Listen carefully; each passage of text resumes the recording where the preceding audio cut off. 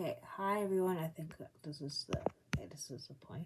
I'm trying talking to here, and it's kind of a weird feeling. So I had an amazing, um, like weekend and like conference. So I attended the Black Christian Ministry conference, and it was just absolutely amazing. And like, I have to go again next year because that was just, oh my goodness, it was amazing.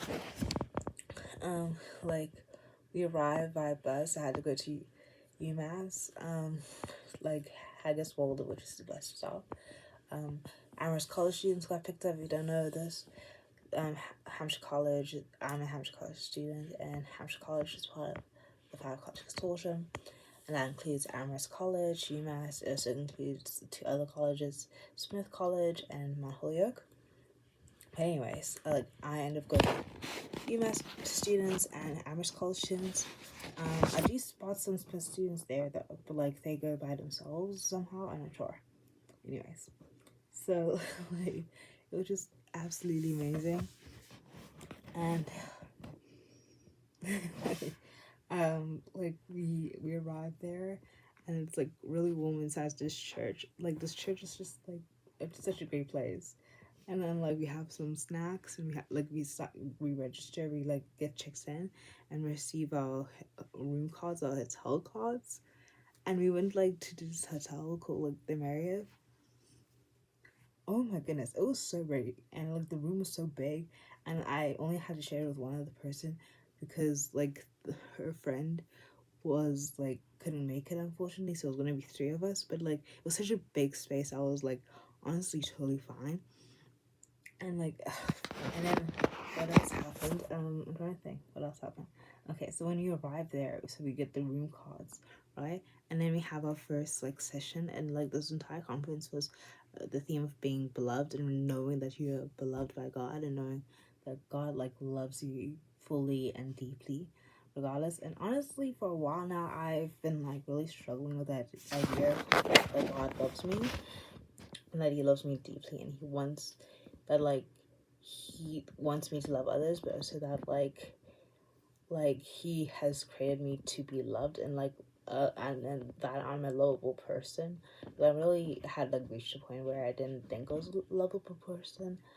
um I think part of the reason is that I have a lot of like trauma, whatever, quote unquote trauma growing up. And also I also have like a recent breakup that was like really hard for me, not gonna lie, emotionally and like everything. And I think what I've been recently going to a lot of like engaging with my faith a lot more deeply, and going into a lot of Christian ministry. Because when I went back home during the holidays, I went to like a very like vibrant and like on fire for God, like Pentecostal church. If I had to describe like a domination to it, that's what I'd say. And like I just got like I had to like go back and like find more like church, and I like had the opportunity. It's a long story of how I ended up at UMass, and like it involves another person, so I'm not gonna share a story unless they agree to it, and then obviously then. Anyways, let me stay focused. So like I ended up going to UMass ministry, and I'm also have been attending Amherst College ministry for a while. So like at least a black Christian club ministry called Remnant there, and then I started going to InterVarsity at UMass, which was really great. And so yeah, I'd be like at the last session, which was on Thursday at InterVarsity at UMass. They asked like, what questions do you have for God, or like what questions do you have in your walk with God right now, and like how long will it take for me to forgive, to love others? Because I've been like, I feel like God's constantly telling me to like love like people who've hurt me, my enemies, like to forgive and love. And I'm just like, I've been trying to say I forgive you like every single day. And honestly, it doesn't even feel like I'm telling you the truth anymore, because I'll feel a little bit better, and then the next day I'll go back right back to like feeling so much hurt and anger and frustration and honestly hatred in my heart. And I had kind of been developing a level of hatred for like just a lot of people, but like specifically like I kind of had hatred towards like men, because I have a lot of, like I said, trauma growing up and issues that I'm not gonna fully unpack here. And it's actually really interesting being like open online, but when I try being more transparent, if that makes sense.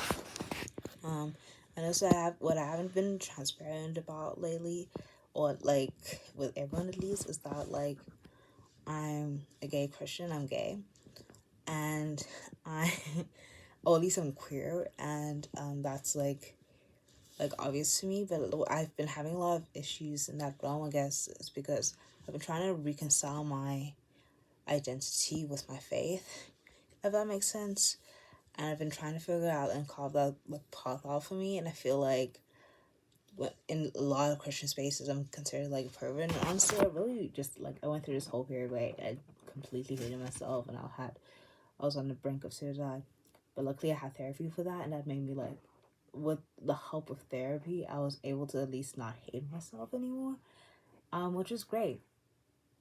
like, and like, anyways, but like I've gone through this whole journey, and I even came out like a little bit, and like I even saw I dated a girl, but then that breakup happened, and I experienced a lot of grief, and I couldn't tell everyone I wanted to tell about, and then like someone like that I was really scared to tell finds out, but then they're like sort of but not fully sort of, and it just starts to make me think about how like some it's I don't know, it's difficult. I could be grateful just like that I'm not at risk of being kicked out of the house, of my secret being told to more people without my consent, which is nice. Um, but like yeah. Anyways, it's been a very interesting couple of months. So yeah, I also like with the amount of like trauma and grief I've been having, I've started like really thinking through about like even how kind of like my hatred towards men, my misandry was really like carved out of my like trauma response to the events that have happened in my life. Um so anyways, I'm just trying to heal from all of that, and I'm trying to like figure out what God wants me to do, and unfortunately I've been like also not unfortunately I guess, but like I came across a sermon that spoke about like sexuality in general, even straight people's sexuality, but like sexuality in relationship to being Christian. And then that sermon was kind of like very traditional and like strict on like this is you're not to do any of these types of acts, straightforward, done and dusted, you know. And that included being gay. I guess what I appreciate about that sermon is that it was a long sermon that also condemned a lot of acts that straight people could do and kind of put them on the same playing field, which made me feel better. But like, anyways, I'm going through a lot. I'm kind of going through an identity crisis, which is really hard to say out loud, and I feel like the world's so divisive. Like, understandably so, because people are fighting for their lives and fighting for their rights, and so there's not like always a lot of space for nuance or for multiple identities, and I feel like a whole like just too many identities at once, if that makes sense. Or at least too many marginalized identities, if that's a thing possible. Anyways, after a while I started feeling like God like was like doing some joke on me, or he didn't make me want to be loved, or he wants me to sacrifice all of my love for other people and just focus on like being his humble servant and never being loved by any human being ever, and never being able to love another human being. Anyways, I was going through a little a little dark path, a little spiral, and this conference really came at a really good time when I had started getting a little bit better and started really pressing into God and looking even further for more questions and like more answers, and like more finding community with other Christians on campus. But I haven't been honest about the fact that like I'm gay Christian, and I feel like when I talk to my gay friends I can't talk about being Christian, and when I come to my Christian friends I can't talk about being queer. So yeah, and also like recently I used to identify as a lesbian, but like ever since the breakup I've kind of like been having such a huge like Um, I think well, partially was kind of a little bit of a breakdown of, I guess, like a grief stricken breakdown, but like I'm better now, don't worry. But like I also just like started like trying to think of ways to like marry men and like pray to God that like I'll like me and stuff like that. Do I think that necessarily praying to God will change your sexuality? No, I don't think that's true. I do think in my specific case, my desire and my is very much connected to all the trauma experience, and it's fluid in a sense that it can respond to that, and I'm now starting to realize that about myself by picking up on patterns in my life. I mean, I probably would be pansexual, like if like, or you know what I mean, or leaning on like the label of lesbian. If there wasn't any homophobia, I would lean on the label of lesbian. But if there wasn't any homophobia and no misogyny, then I would lean on the like label of pansexual. But I feel like that the labels wouldn't really exist as they do today. Then, anyways, what I'm trying to say, doesn't matter. So I go to the service because I'm like, I feel like, yeah, I'm struggling deeply with the idea of God loving me, because people like also like, I think human beings are flawed, and sometimes Christians who are homophobic, whether they realize it or not, can make me feel more disgusting, more like hurt, and like more ashamed, and even when they try to be sympathetic.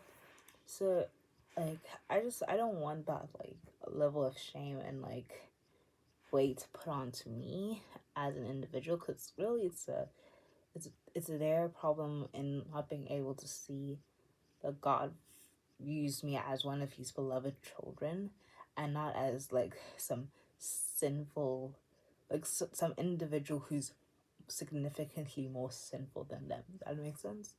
I hope that makes sense, because like we're all like struggling with things, and we all have our own journeys with Christ, and I feel like sometimes it can be in every space really very judgmental. And also when like, and then when I go to like queer people, I like they express their hurt from the church, and so I feel like I can't even talk about the church fully unless I'm worried it'll trigger someone who's queer, and then it'll get really like defensive or offended. I don't want to do that. Anyways, go to the conference, and we get the worship night. He first talks about like some of the lies we tell ourselves about like how we receive love, like, and it was really amazing. I should actually like write it down and make like a separate video, but like what from what I remember, it's like um basically some of the lies we tell ourselves is like, oh, we are like, we derive our love from what we do. So like what schools we get into, or what our occupation is, or what we achieve, our accomplishments. That's where we get our sense of feeling loved from. That's how we become loved by others. Or what other people say about us. That's to what we say about ourselves. That's how we feel like we're loved and derive our love from. And then there was like a third one, I think. Like, I'll have to look up. Let me, give me a moment. One moment, please.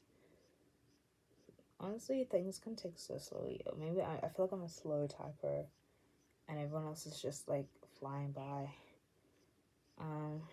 Trying to see. Oh, and then like the other one was like what I have. I am what I have. So if I have a fancy car or brand names or status or wealth, whatever, then that makes me like more lovable.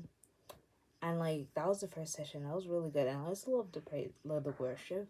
And then we got some pizza and fellowship, and then we got to go to the hotel, super nice hotel. And then I sleep for a while. I meet my roommate, and she's fantastic. We wake up. The breakfast at the hotel honestly was really good American breakfast. Usually I don't like American breakfast, but this one was like much better standard than like anything I've had while being in America as like an international student. And I'm on holidays. When I went as an 8-year-old in for the holidays, that was a completely different experience. Anyways, living here is like different. Moving on. And so we come back, and then we enter like a morning session, which is like praise and worship. The praise was so amazing.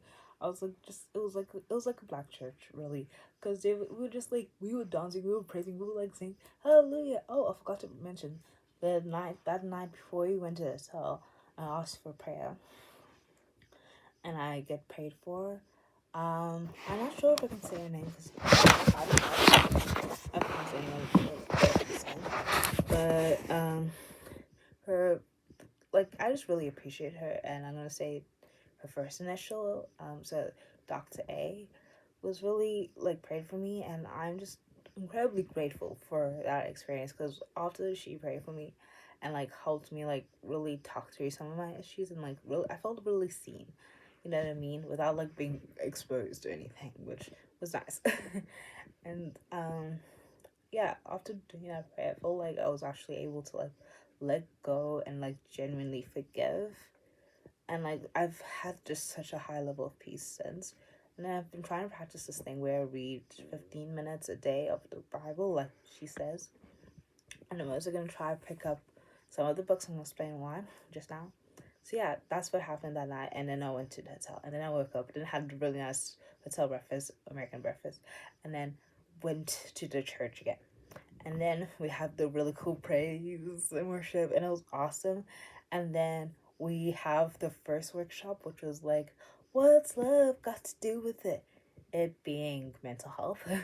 And basically the pastor's wife then spoke to us about how we had a choice, and I chose this one as my first workshop. And the other choice was about being like moving from city to city and being planted by God there, and how to do that. I could have gone to that, and I thought that could have been interesting as an international student, but I was really just focused on my mental health this time being. Anyways, we go to that. We answer some questions that are really deep, and I meet another friend, and it was just a really great like space to like talk about my in feelings in depth. And then what else happens? Oh yes. Then after that, there was lunchtime, and I ended up hanging out with a new group of friends who are awesome and amazing. And I do hope that I get to talk to them again, even though they live kind of far away. Makes me a little sad, anyways. But like, it's just I think it's so cool, and you know who you are. You're so cool. And then then I had like the most amazing lunch I've ever had in America. It was like there was soul food and African food, and like this was the first time I've eaten meat while in America. Honestly, I don't know what it is in America, but like the meat here, at least generally speaking, is just so bad for my body, bad in taste. I am vegan here, okay, and I wish I could say it's because I genuinely care about animals. Um, honestly, it was for the aesthetic. It was for the aesthetic. It's because I wanted to like it was one the aesthetic, and like I wanted more acceptance. I wanted a new community. Two, I also wanted like to clean my like digestive system, to be honest, because I was not digesting anything for a long time, and I actually went to a dietitian because it was becoming a kind of issue. Sorry, that's a little disgusting. Moving on. But like, so I moved to being vegetarian, and then like kind of like lactose free vegetarian, but then I just like became vegan in America just because it was easier, and honestly I feel really special saying I'm vegan. And so I try my best to eat plant-based, and I do eat plant-based like probably 80%, 90% of the time. Anyways, that's besides the point. But like then I had like during the whole like I'm gonna call it the grieving season of my life, like even though yeah. Anyways, um, I kind of had like a real deep problematic issue with like eating, and I felt like I was developing like an eating disorder. And luckily, I was able to go back home to South Africa, so I felt like I could get my eating a little bit back on track. Even when I first arrived in America, I felt like I was developing kind of an eating disorder in a sense. I was eating by myself. I was crying every time I eat. I was overeating. I was like I was so incredibly stressed out all the time. I couldn't eat in front of people. Um, so, anyways, I'm feeling better now. So, what happens? Oh yes. So I have the best food. Like I'm talking about having fun, and I've tried jollof rice. finally, oh my goodness, that is spicy to me at least. Perhaps it's just because I just haven't eaten anything spicy in a while, So that was like, oh, I was not expecting that. You know what I mean? But I can see why like people would think it's good. The fried chicken, amazing. The beef stew, the plantain, the mac and cheese, mm, mm, mm. Like, and then they have sweet potatoes, but they call it yam. That was good too. I was just a little confused as to why they call it yam. Like, that's a bit weird. But anyways, not for me to judge. I'm grateful for the food. Then we have collard greens, which is really just spinach to me. Why is it called? Anyways, it's fine.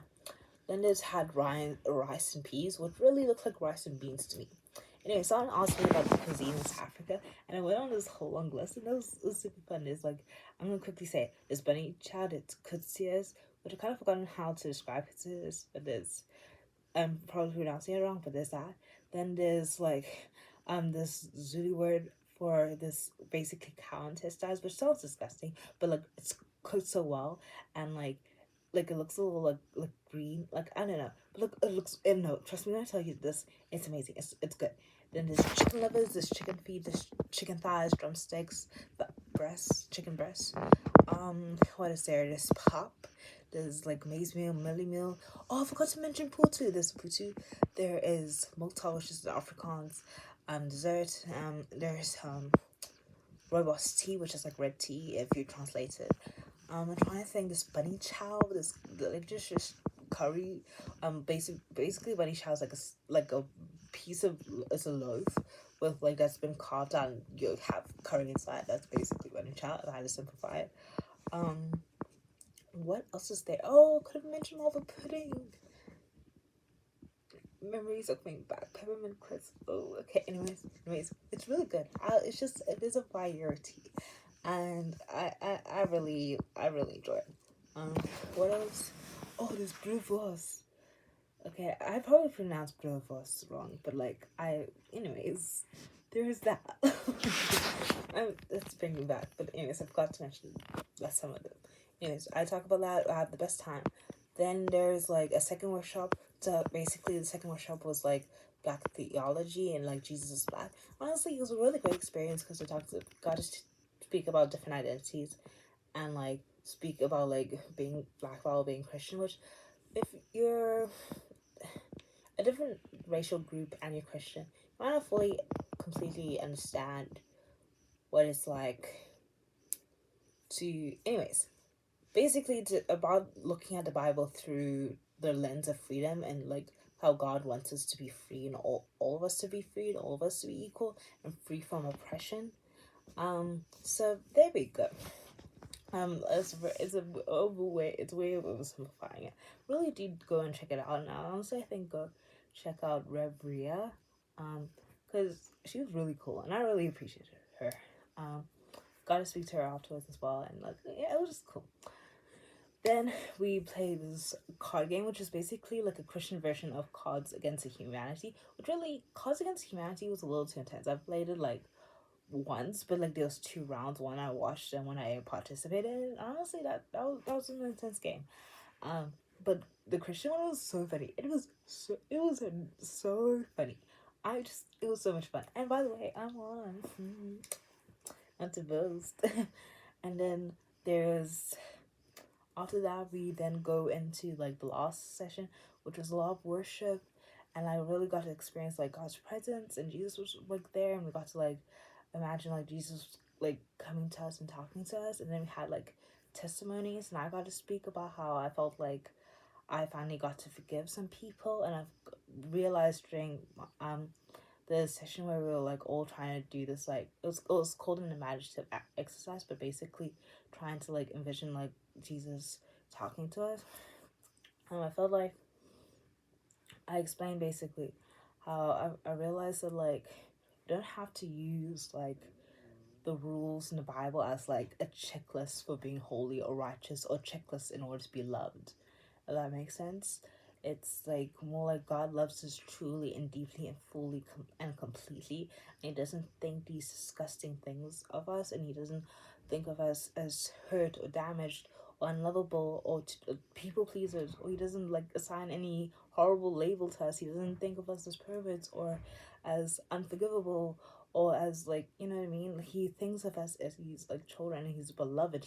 He's beloved, and like he truly deeply loves us, and he will forever interact with me and will forever be with me regardless, you know what I mean. And really this the rules that are there are designed to like protect us and also help us stay close to God and close to Jesus. And if we can then use our discernment, of course, in which rules are take preference.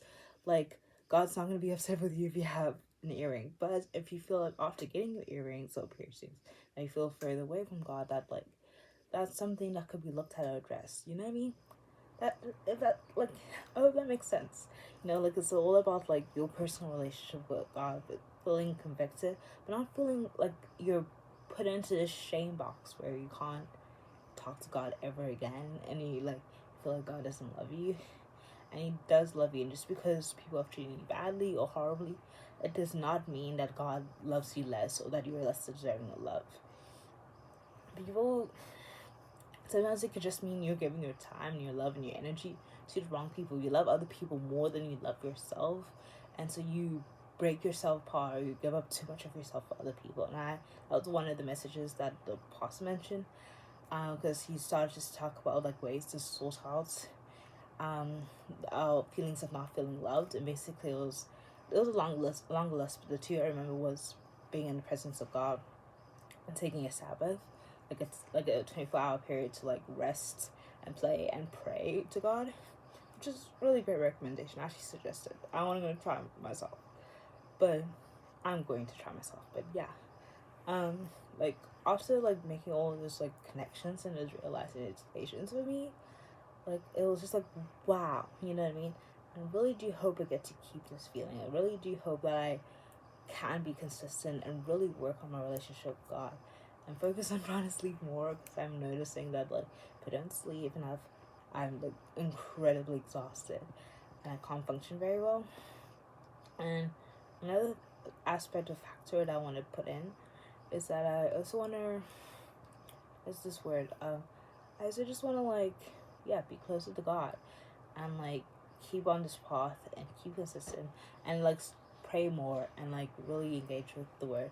And I discovered a lot of new Christian songs like over this past week/weekend, and it's been amazing. And also one of the final songs they were singing and worship was like a Zulu song, and like that was just a call from the spirit, because there was literally like no South Africans there, or at least I didn't find any South Africans there. So for there to be a Zulu song as one of the last songs, and like even the like praise leader was like, hey, by the way, you might not know the language, or but just know this translations, follow the lyrics. It was absolutely amazing. And like it was funny because like I just felt really cold to the friends in that moment just before they played that song. I know it's a funny reason why I felt cold to the friend. And I feel like I shouldn't just say just to respect people's privacy, but like I was just like I need to go to friend. And then this song plays and I'm just like wow, honestly, like God is just like putting all the pieces together, because otherwise I was not planning to ever go to the front. And it was just, yeah, it was truly amazing, and I'm so grateful. And yeah, and then I made it back home miraculously on time. Like the bus was taking wrong turns, and I had to take another bus. But then the turn it took finally was a shortcut that led me to being able to lead onto the other bus at Amherst College, and then from Amherst College to Hampshire College was the second bus. So I'm grateful everything turned out really well. And God's on my side, and yeah, that was my weekend, and I'm sharing this now. So bye everyone. Hopefully I'll talk to you more often, and bye. Toodles, kisses.